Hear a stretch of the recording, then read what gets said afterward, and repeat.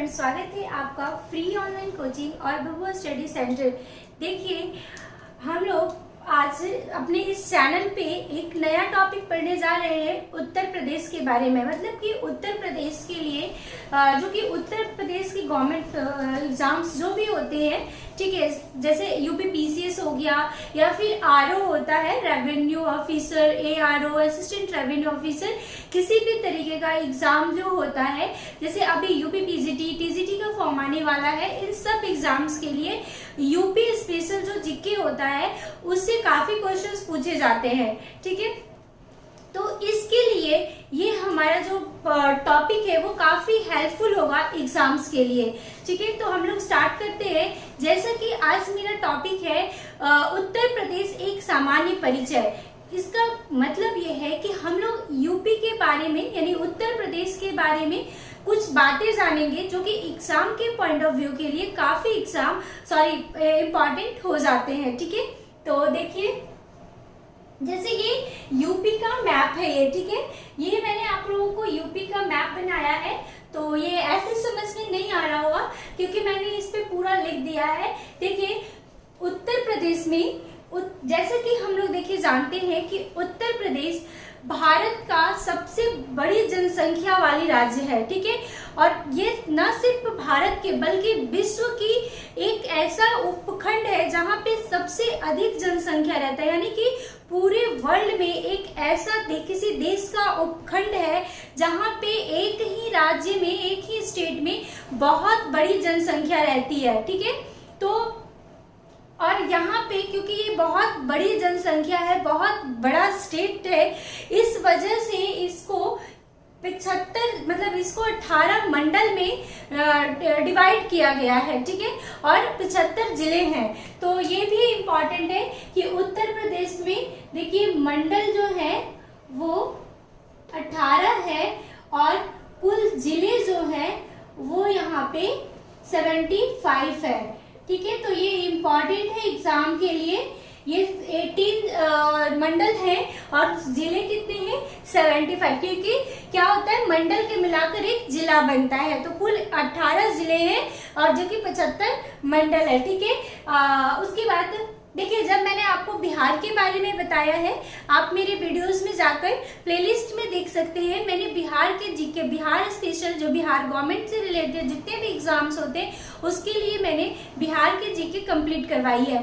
ठीक है, जिसमें मैंने आपको बताया था कि कोई भी एक स्टेट कैसे बनता है। ठीक है, तो देखिए, मैं यहाँ पे थोड़ा सा यहाँ पे भी बता देती हूँ कि एक स्टेट का जो स्ट्रक्चर होता है वो किस तरीके से होता है। देखिए, सबसे पहले जैसे कि हम लोग जानते हैं कि देखिए देश कैसे बनता है। सबसे पहले सबसे छोटा क्या होता है? ग्राम होता है। ठीक है, सबसे पहले ग्राम होता है, फिर कई ग्रामों को मिलाकर, ठीक है, क्या बनते हैं? प्रमंडल बनते हैं। फिर कई प्रमंडल को बनाकर अनुमंडल बनता है।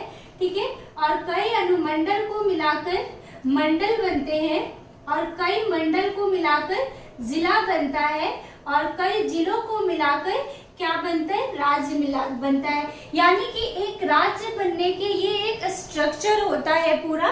ठीक है, किसी भी राज्य की जो सबसे छोटी इकाई होती है, किसी भी राज्य में एक छोटी जो संस्था आप बोल सकते हैं जहां से एक राज्य की शुरुआत होती है, वो ग्राम होता है, मतलब गांव। ठीक है, मैंने यहाँ पे यही बात बताया है कि उत्तर प्रदेश में कुल 18 मंडल है और 18 मंडल को मिलाकर जिले बनते हैं। तो ठीक है, तो ये क्या होता है? 75 जिले हैं और कुल जिलों को मिलाकर एक राज्य बना है उत्तर प्रदेश।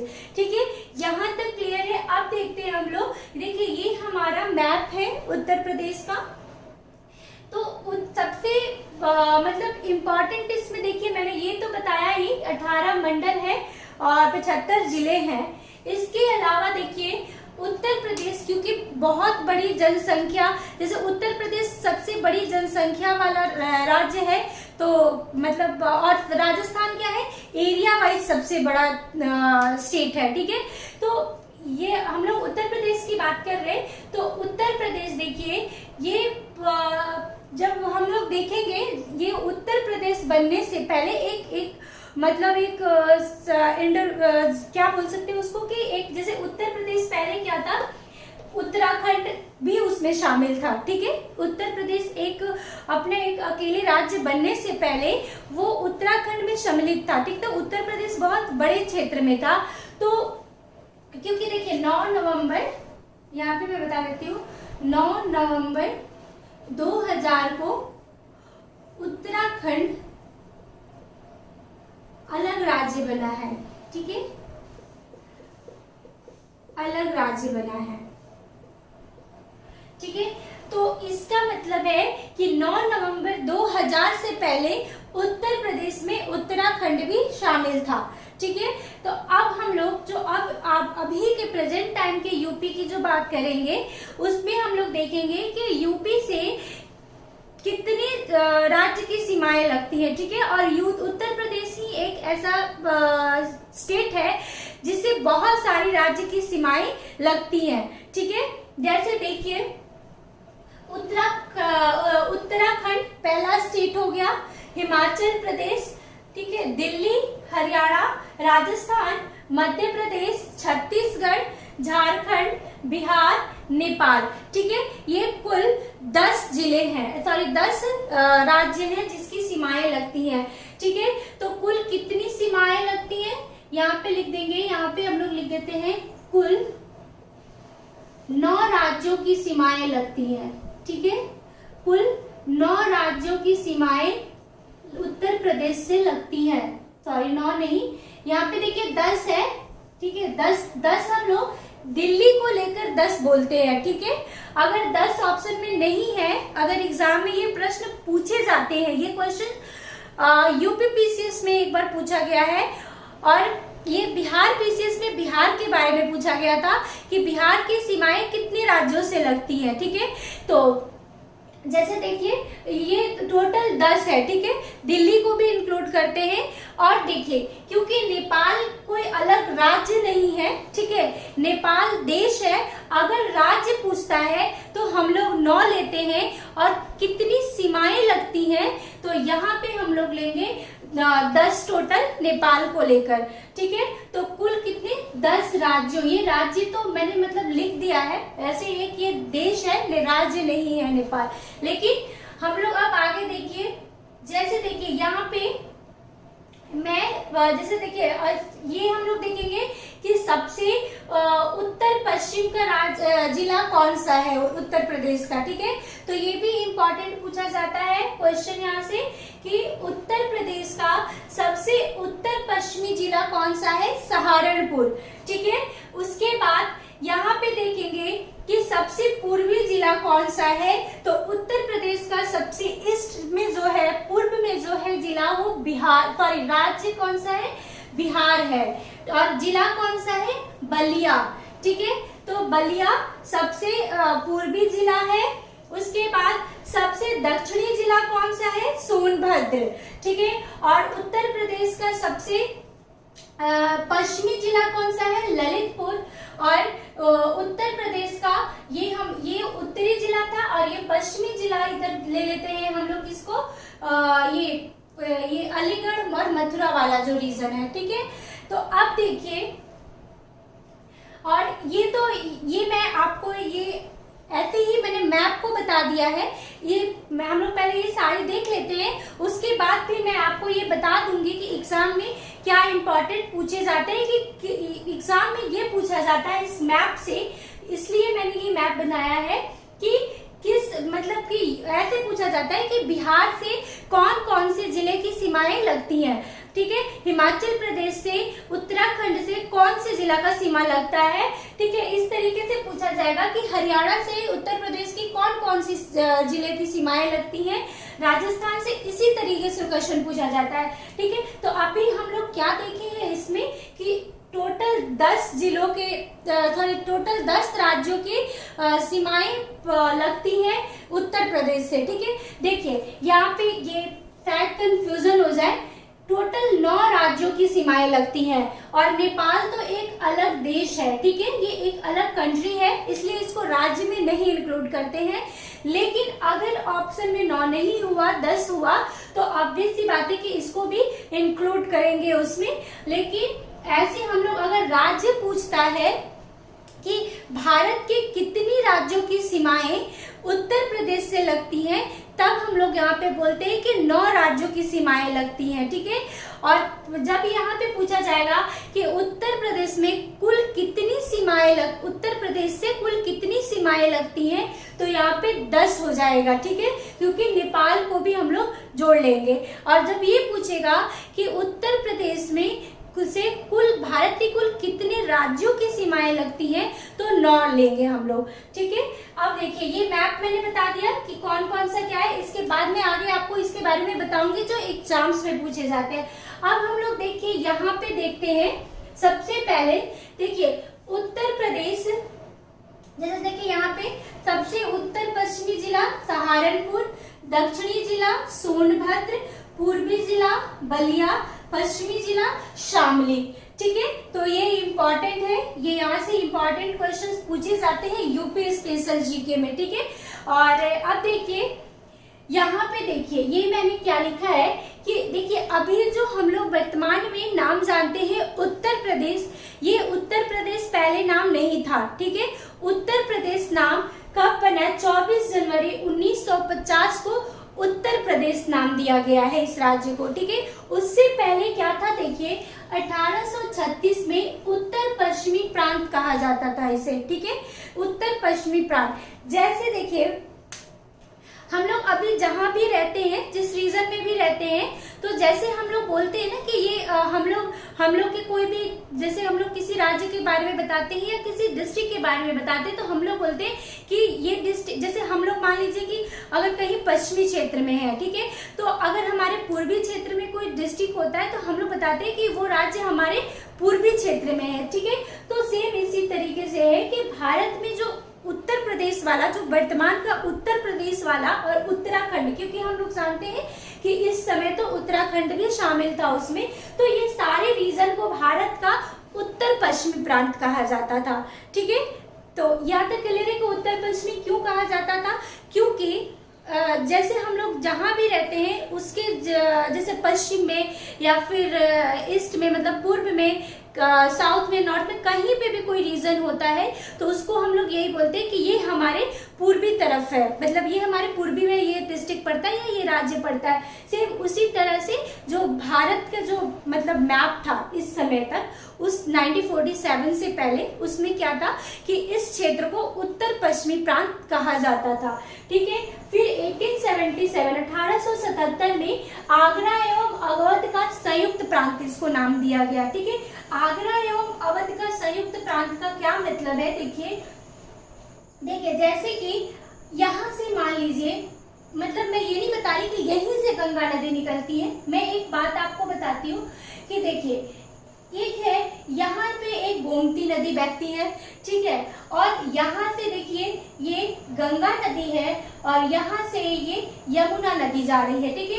और ये दोनों कहाँ मिलती हैं, ये देखिए ये दोनों यहाँ जाके इलाहाबाद में मिलती हैं, क्या, गंगा और यमुना। ये कौन सी है, गंगा नदी, और ये है यमुना नदी, और ये दोनों कहाँ, इलाहाबाद में जाकर मिलती है, मतलब प्रयागराज में जाकर मिलती हैं, ठीक है। और ये लखनऊ में गोमती नदी मिल रही है, और जो आगरा है वो कहाँ है, यहाँ है। इसका क्या मतलब हुआ, ये जो बोला है आगरा एवं अवध का संयुक्त प्रांत का मतलब ये हुआ कि अवध, देखिए लखनऊ को अवध कहा जाता था, ठीक है। इस समय में, जो प्राचीन समय में लखनऊ को अवध कहा जाता था, यानी अवध और आगरा का संयुक्त प्रांत, इस पूरे रीजन को उस समय ये मतलब उत्तर पश्चिमी प्रांत पहले, फिर 1877 में क्या बोला गया कि ये आगरा एवं अवध का संयुक्त प्रांत नाम दे देते हैं हम लोग, ठीक है। जो ब्रिटिश थे, ठीक है, जो ब्रिटिश थे उन्होंने कहा कि ठीक है ये उत्तर पश्चिमी प्रांत नहीं रहेगा, हम लोग इसका नाम आगरा और अवध का संयुक्त प्रांत कर देते हैं। तो वो कैसे हुआ, ये देखिए अवध और ये आगरा, ठीक है, यानी कि ये पूरा रीजन, ठीक है, इस पूरे रीजन को उन्होंने बोला कि ये नाम रहेगा, ठीक है। अब आता है 1937 में, ठीक है, संयुक्त प्रांत, यूनाइटेड प्रोविंस कहा उन्होंने, संयुक्त प्रांत, ये पहले आगरा एवं अवध का संयुक्त प्रांत बोला जाता था, फिर 1937 में इन्होंने फिर नाम चेंज किया इसी रीजन को, बट इन्होंने कहा कि अब इसको हम लोग आगरा एवं अवध का संयुक्त प्रांत नहीं बोलेंगे, अब हम लोग इसको संयुक्त प्रांत बोलेंगे। ठीक है, संयुक्त प्रांत ये हिंदी में है और ब्रिटिश इसको यूनाइटेड प्रोविंस कहते थे। ठीक है, यूनाइटेड प्रोविंस या संयुक्त प्रांत का क्या मतलब होता है, दो क्षेत्रों का जो रीजन होता है उसको यूनाइटेड प्रोविंस कहा जाता है। ठीक है, दो क्षेत्रों का रीजन होता है उसको यूनाइटेड प्रोविंस कहा जाता है। तो आगरा और अवध का क्षेत्र हो गया ना संयुक्त प्रांत, तो उसी को ब्रिटिश जो थे वो इंग्लिश में उसको यूनाइटेड प्रोविंस कहते थे। ठीक है, फिर अब यूनाइटेड प्रोविंस 1937 से 1950 तक नाम था, लेकिन 24 जनवरी 1950 को, मतलब 1949 तक नाम था, 24 जनवरी 1950 को इसका नाम उत्तर प्रदेश किया गया। देखिए उत्तर प्रदेश किससे, देखिए यूनाइटेड है यू और पी है प्रोविंस, लेकिन इसका क्या मतलब है, संयुक्त प्रांत। ठीक है, क्योंकि ये यूनाइटेड प्रोविंस ही माना जाता था तो ये कहा गया कि ये यूपी, तो यूपी से क्या हो सकता है, तो इसका नाम यहाँ से उत्तर लिया गया। और प्रदेश तो होता ही है, मतलब यानी कि जैसे राज्य को प्रदेश भी बोला जाता है, किसी खंड को प्रदेश बोला जाता है, तो ये यूपी, बेसिकली यूपी जो है वो यूनाइटेड प्रोविंस से ही यू और पी से प्रोविंस का पी लिया गया है, लेकिन इसका नाम ये संयुक्त प्रांत ना होकर हम लोग अब इसको उत्तर प्रदेश के नाम से जानते हैं। ठीक है, तो 24 जनवरी 1950 को उत्तर प्रदेश नाम कर दिया गया और तब से अभी तक भी उत्तर प्रदेश ही हम लोग राज्य को जानते हैं। ठीक है, और अब इसकी राजधानी का भी ऐसे ही है कि 1836 में उत्तर पश्चिमी प्रांत जब था तो उसकी राजधानी आगरा थी। ठीक है, और देखिए आगरा जो था वो ब्रिटिश के समय में आर्थिक राजधानी के रूप में जाना जाता था आगरा को। ठीक है, आगरा और बनारस वगैरह जो रीजन है ना वो आर्थिक राजधानी थी ब्रिटिश समय में। ठीक है, और 1858 में प्रयागराज तो खैर मतलब अभी नाम है, आप इसको प्रयागराज न करके इलाहाबाद करेंगे कि इलाहाबाद नाम था। ठीक है, 1858 में इसका नाम राजधानी इलाहाबाद किया गया। फिर इलाहाबाद के बाद 1921 में लखनऊ बनाया गया, लेकिन लखनऊ को आंशिक रूप से कुछ राजधानी का पार्ट इलाहाबाद माना जाता था और कुछ का लखनऊ आंशिक रूप से माना जाता था। फिर 1935 में लखनऊ को पूर्णतः राजधानी का दर्जा दे दिया गया। 1935 में कहा गया कि लखनऊ ही, तब तक क्या था ये यूनाइटेड प्रोविंस। ठीक है, यानी कि ये बोलेंगे कि जैसे ब्रिटिश जो थे वो कहने लगे कि जो यूनाइटेड प्रोविंस है, संयुक्त प्रांत है, उसकी राजधानी लखनऊ होगी। ठीक है, और लखनऊ को प्राचीन समय में क्या अवध के नाम से जाना जाता था। ठीक है, और संयुक्त प्रांत मतलब कि संयुक्त प्रांत का मतलब अवध और आगरा वाला क्षेत्र था। ठीक है, अब देखिए ये समझ के आप यहाँ पे देखिए यूपी का राजकीय पशु। ठीक है, ये बहुत इंपॉर्टेंट है क्योंकि देखिए ये मतलब ये एग्जाम में यूपी स्पेशल जो भी एग्जाम्स होते हैं उसमें ये क्वेश्चंस एक जरूर पूछा जाता है। ठीक है, जैसे राजकीय पशु क्या है, बारहसिंगा, और नहीं भी पूछा जाता है तो ये जानना भी जरूरी होता है कि जब आप किसी भी स्पेशल किसी स्टेट का एग्जाम दे रहे हैं तो वहाँ की जो भी जैसे राजकीय पशु हो गए, पक्षी हो गए, जो भी होते हैं उसको स्पेशल वो जानना जरूरी होता है। राजकीय पशु बारहसिंगा, राजकीय पक्षी सारस, राजकीय वृक्ष अशोक, राजकीय पुष्प क्या है, पलाश। ये हाल ही में पलाश को राजकीय पुष्प घोषित किया गया है। ठीक है, राजकीय खेल हॉकी। ठीक है, ये हुए हमारे यूपी के बारे में। अब देखिए यूपी का एनसीआर जिला। ठीक है, एनसीआर जिला क्या होता है, नेशनल कैपिटल रीजन। ठीक है, तो इसका क्या मतलब है, देखिए यूपी के एनसीआर जिले कौन कौन से हैं, मेरठ, ठीक है, गाजियाबाद, गौतम बुद्ध नगर, बुलंदशहर, हापुड़, बागपत और मुजफ्फरपुर नगर। ठीक है, देखिए इसका क्या मतलब है, ये जो मेरठ, गाजियापुर, गौतम बुद्ध नगर, बुलंदशहर, हापुड़, बागपत और मुजफ्फरनगर है, ये एनसीआर एरिया है। और देखिए एनसीआर का क्या मतलब है, देखिए मैंने बताया नेशनल कैपिटल रीजन, ठीक है। तो ये आप जब भी देखेंगे कि ये जो है ये एनसीआर एरिया होता है ना, वो जैसे देखिए कैपिटल से कैपिटल बोल रही हूँ, जो दिल्ली है उससे आसपास में है ये सारे ही रीजन, ठीक है। और प्रस्तावित जिले, ये इम्पोर्टेंट है यहाँ पे क्योंकि ये एग्जाम में पूछा जा सकता है, ठीक है। ये तो पूछा गया है एनसीआर जिले के बारे में, तो यूपीपीसीएस का ये प्रश्न है, ठीक है। और प्रस्तावित मतलब इसको अभी ये मान्यता नहीं मिला है, लेकिन इस प्रस्तावित है मथुरा, अलीगढ़, हाथरस, सहारनपुर, ठीक है। ये जितने भी जिले हैं इसको प्रस्तावित किया गया है ये नेशनल कैपिटल रीजन के लिए, ठीक है, एनसीआर जिले के लिए। तो ये हमारा ये मैंने आपको मैप के थ्रू ये बताया यूपी के बारे में। अब देखिए ये मैप के थ्रू मैंने ये जितने भी बनाए हैं ना, ये जितने भी जिले का नाम लिखे हैं, ये मैंने आपको बेसिकली ये एक जो राज्यों से सीमाएं लगती हैं जिन जिलों की, उसका नाम लिखा है, ठीक है। तो यहाँ पे तो समझ में नहीं आएगा, फिर मैं आपको ये बताती हूँ आगे कि जो एग्जाम से पूछे जाते हैं कि जैसे उत्तराखंड से कौन कौन से जिलों की सीमाएं लगती हैं, बिहार की कौन कौन सी, इस तरीके से मैं आपको अभी बता रही हूँ। तो ये हमारा देख लीजिए आप कि ये जो कि यूपी स्पेशल एग्जाम्स जितने भी होते हैं उसके लिए इम्पोर्टेंट है, और अभी आगे भी मैं इसके बारे में बताती हूँ। देखिए अब मैंने आपको मैप के थ्रू बता दिया था, ठीक है, और सारी बातें बता दी। अब देखिए ये एग्जाम्स के लिए वो तो थे इम्पोर्टेंट, ये भी काफी इम्पोर्टेंट है क्योंकि ये क्वेश्चंस इससे मतलब रिलेटेड जो भी क्वेश्चन होते हैं वो पूछा जाता है। जैसे देखिए बताती हूँ, जैसे देखिए ये है उत्तराखंड, ठीक है। उत्तराखंड से कौन कौन सी जिलों की सीमाएं लगती हैं, तो ये इम्पोर्टेंट क्वेश्चन बन जाता है और यहाँ से पूछा भी जाता है। जैसे उत्तराखंड से कौन कौन सी जिलों की सीमाएं लगती हैं, सहारनपुर, और सहारनपुर से देखिए जैसे मैंने बताया था कि हिमाचल प्रदेश से भी लगती है सीमाएं, तो हिमाचल प्रदेश से भी ये सहारनपुर का जो क्षेत्र है वो हिमाचल प्रदेश है। हिमाचल प्रदेश से उत्तर प्रदेश का सिर्फ एक जिला लगता है, सहारनपुर, ठीक है। और उत्तराखंड से सहारनपुर, बिजनौर, मुरादाबाद, रामपुर, बरेली, पीलीभीत, ठीक है। तो ये इम्पोर्टेंट है, उत्तराखंड से सहारनपुर, बिजनौर, मुरादाबाद, रामपुर, बरेली और पीलीभीत, ठीक है। और ये इन सब के और सहारनपुर का हिमाचल प्रदेश से भी लगता है, ठीक है।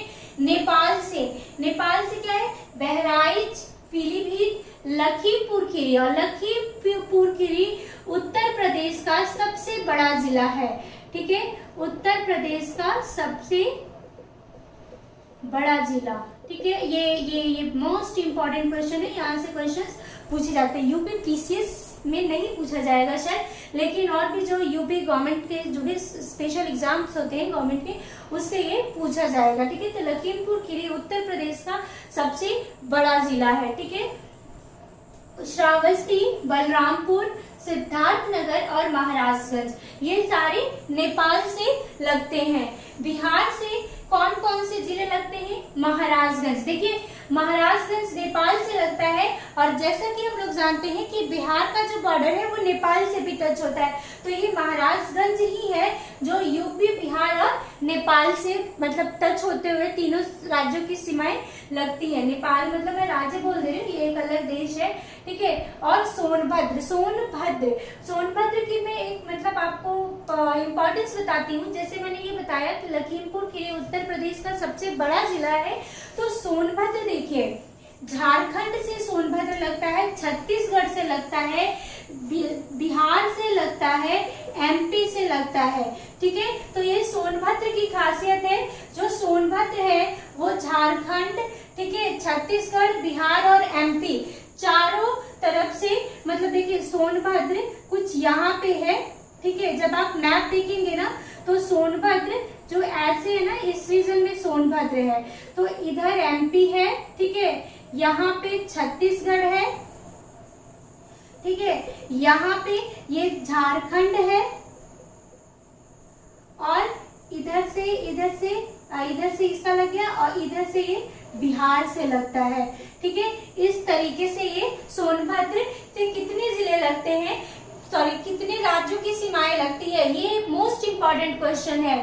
ठीक है, देखिए ये सोनभद्र से 4 राज्यों की सीमाएं लगती है। उत्तर प्रदेश का सोनभद्र एक ऐसा जिला है जहां से 4 राज्यों की सीमाएं लगती हैं, झारखंड, छत्तीसगढ़, मध्य प्रदेश और बिहार। जब मेरा आप मैप देखेंगे या फिर आप जब यूपी का एक मैप देखेंगे, ठीक है, शायद इस मैप में जो मैंने बताया उस मैप में शायद मतलब वो लिखा हुआ है तो न समझ में आए, छोटा छोटा लिखा है, बट आप जब मैप देखेंगे ना तो देखिए जैसे कि मैप क्या है, मैप इस तरीके से है यूपी का, ठीक है, इस तरीके से है।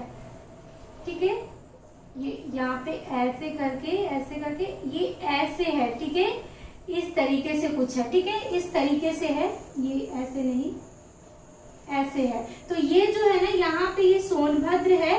ठीक है, तो जो सोनभद्र है ना, तो जैसे मैंने आपको बताया यहाँ पे बिहार लगता है। ठीक है, इधर एमपी, फिर यहाँ एमपी के पास छत्तीसगढ़, फिर इधर झारखंड, तो ये हो गया ना 4 सीमाएं लगती है, 4 राज्यों की सीमाएं लगती है। तो यहाँ पे मैं लिख देती हूँ। ठीक है, सोनभद्र से, ठीक है, यहाँ पे मैं लिख दूंगी तो अच्छे से याद रहेगा, से 4 राज्यों की सीमाएं लगती हैं। ठीक है, 4 राज्यों की सीमाएं लगती हैं।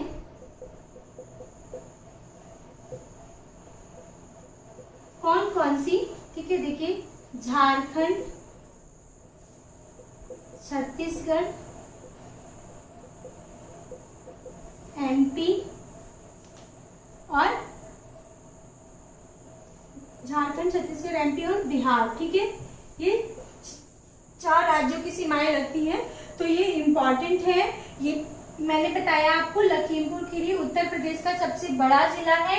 ये सहारनपुर से 2 राज्यों की सीमाएं लगती हैं, हिमाचल प्रदेश और उत्तराखंड। तो ये स्पेशल इसलिए हो जाता है क्योंकि हिमाचल प्रदेश से उत्तर प्रदेश का एकमात्र जिला लगता है, वो है सहारनपुर। ठीक है, अब देखिए मध्य प्रदेश से कौन कौन सी सीमाएं लगती हैं। मिर्जापुर, प्रयागराज, जालौन, आगरा, सोनभद्र, बांदा, महोबा, इटावा, ललितपुर, झांसी, चित्रकूट, इन सारे से मध्य प्रदेश की सीमाएं लगती हैं। तो ये याद इसलिए करना है, देखिए मिर्जापुर 1 2 3 4 5 6 7 8 9 10 11 इस तरीके से भी पूछा जाता है कि मध्य प्रदेश से कितने राज्यों की सीमाएं लगती हैं। ठीक है, और राजस्थान से कितने जिलों की सीमाएं लगती हैं, मध्य प्रदेश से उत्तर प्रदेश से कितने जिलों की सीमाएं लगती हैं।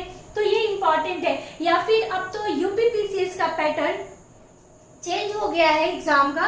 तो पहले मतलब क्या था, ऑब्जेक्टिव में पूछा जाता था तो सिर्फ एक पॉइंट पूछा जाता था, बट अब क्या है कि ऐसे नंबर दे दिए जाते हैं और ऑप्शन में तो ऐसे पूछा जाता है ABC या ऐसे करके पूछा जाता है ना, अब तो कि DBC ऐसे कुछ करके क्वेश्चन पूछे जाते हैं। तो इसमें क्या है कि ये आपको हो सकता है कि 4 जिलों का नाम दे दे, 5 जिलों का नाम दे दे, ये पूछ दे कि इनमें से कौन सी जिलों की सीमाएं नहीं लगती हैं या फिर किन जिलों की सीमाएं लगती हैं। तो इस तरीके से ये सारे जिले याद रखना जरूरी है। राजस्थान से आगरा और मथुरा जिला लगता है। ठीक है, हरियाणा से मथुरा, अलीगढ़, गाजियाबाद, शामली, गौतम बुद्ध नगर। और गौतम बुद्ध नगर किसको चेंज करके रखा गया है, ये मोस्ट इंपॉर्टेंट है। नोएडा का नाम अब गौतम बुद्ध नगर है, नोएडा का नाम अब गौतम बुद्ध नगर है।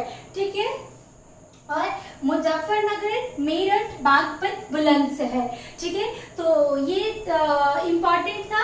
अब देखिए इसमें रह क्या गया, हमारा दिल्ली रह गया। ठीक है, तो यहाँ पे मैं लिख देती हूँ दिल्ली। तो दिल्ली से कितने जिलों की सीमाएं लगती हैं, सॉरी, तो यहाँ पे क्या है, गाजियाबाद और गौतम बुद्ध नगर। ठीक है, गौतम बुद्ध नगर, और गौतम बुद्ध नगर क्या है, नोएडा का नाम चेंज किया गया है। ठीक है, तो गाजियाबाद और गौतम बुद्ध नगर की जो सीमाएं हैं वो दिल्ली से टच होती हैं, तो ये भी इम्पॉर्टेंट है। ठीक है, बाकी आपको और भी मतलब ये तो मैंने आपको वैसे यूपी स्पेशल में इतना ही होता है जीके। अगर आप कुछ और जानना चाहते हैं तो फिर आप कुछ और देख सकते हैं, लेकिन ये काफी है इतना, ये इससे ही क्वेश्चंस पूछे जाते हैं। इसी में से क्वेश्चंस किसी भी तरीके से पूछे जा सकते हैं, ठीक है। तो यूपीएससी जो भी एग्जाम्स होते हैं उसके लिए ये काफी हेल्पफुल होगा। तो अगर आज के लिए इतना ही था। अगर आपको मेरा ये वीडियो अच्छा लगे तो आप मेरे वीडियो को लाइक, शेयर और मेरे चैनल को सब्सक्राइब करें। Thank you.